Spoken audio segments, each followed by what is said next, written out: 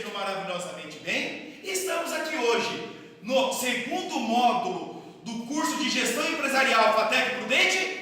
Olha a empolgação, hein? Para gravar a nossa primeira videoaula aqui com essa turma. E esta videoaula, na verdade, ela foi o fruto de algumas discussões que conduzimos nessa noite, né? Ao qual debatemos a diferença, primeiro, a definição do que é desemprego e a diferença entre desemprego conjuntural, desemprego estrutural e os desafios, as consequências para a sociedade, para a economia de um país.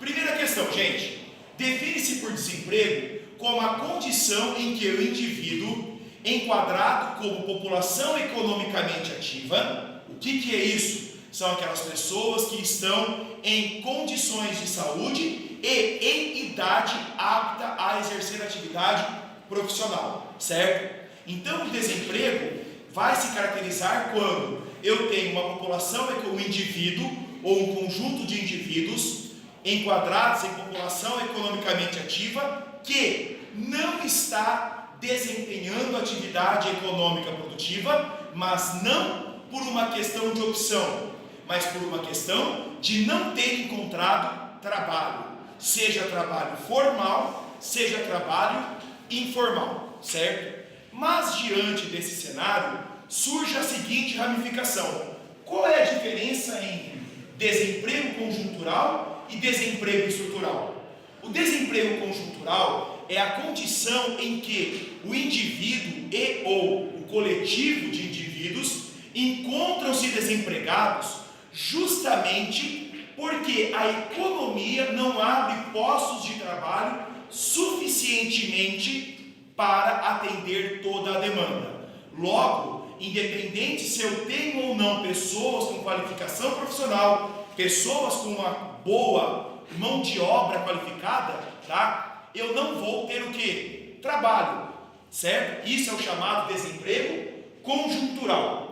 Por sua vez, nós encontramos o chamado desemprego estrutural, que é aquele caracterizado pela existência de vagas no mercado de trabalho, mas que, pela inexistência de profissionais aptos ao desempenho de funções, vamos permanecer ainda por um tempo longínquo sem a colocação desses profissionais. E o Brasil hoje, ele sofre, na verdade, dessas duas modalidades. De um lado, nós temos uma economia que pouco cresce e, por consequência, abre poucas vagas no mercado de trabalho, seja no setor público, seja no setor privado. E, paralelamente a esse baixo desempenho da economia, ainda enfrentamos um dos maiores pontos que compõe o chamado custo Brasil, que é a falta de qualificação profissional ou a baixa qualificação profissional de uma maioria do operário brasileiro. Ou seja, essa baixa qualificação profissional vai fazer com que o operário brasileiro tenha índice de produtividade menor, o que encarece o custo de produção, o que encarece a produção e o produto, por consequência, diminuem a nossa competitividade, porque o empregador, ao contratar o seu funcionário, o seu colaborador, o seu empregado, o nome que você queira dar, ele vai ter que ainda dispor de uma quantia financeira e de um período temporal para qualificar esse profissional que muitas vezes não foi devidamente preparado pelos sistemas educacionais, sejam públicos e ou privados, pelas mais variadas razões.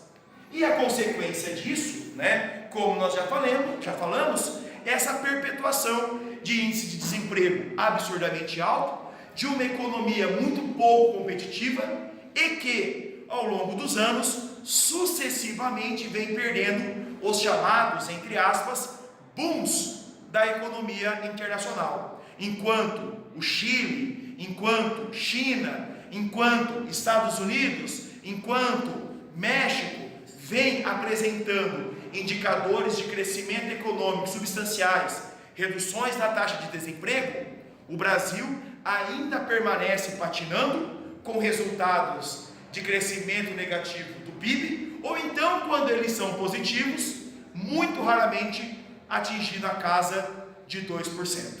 Então, os desafios para a sociedade são muitos. Primeiro, a necessidade de uma revisão dos sistemas educacionais, que trabalhem desde a valorização do profissional da educação, infraestrutura dos estabelecimentos de ensino, atribuições de responsabilidades para aqueles que sentam nas carteiras escolares, tá? Juntamente com mudanças de comportamento de uma cultura empresarial, para que tenha um cenário político, um cenário econômico que estimule e dê segurança para realizar investimentos. Porque sem esses investimentos, tanto no setor público como também no setor privado, continuaremos, entre aspas, enxugando o gelo.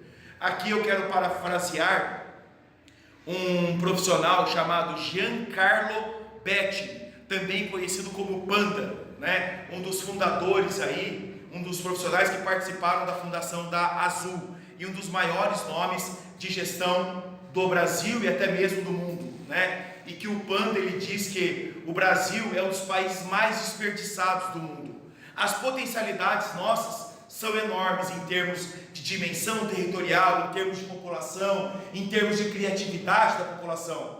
Mas o que falta? Um cenário político que favoreça a existência de um cenário econômico, de um cenário cultural comportamental favorável à expansão, ao crescimento, ao desempenho, e é óbvio que isso é muito facilmente reproduzido quando olhamos a nossa fotografia da política partidária no Brasil, não só deste governo, mas de tudo aquilo que vem acontecendo desde 1500. Tudo bem? Então espero que tenham gostado dessas observações. Façam suas perguntas, comentários, deixem o seu like, se inscrevam, ative o sininho e divulguem. Geo Explica com o Thiago Hernandes, o seu canal de Geografia e Atualidades no YouTube. Beijos e até uma próxima.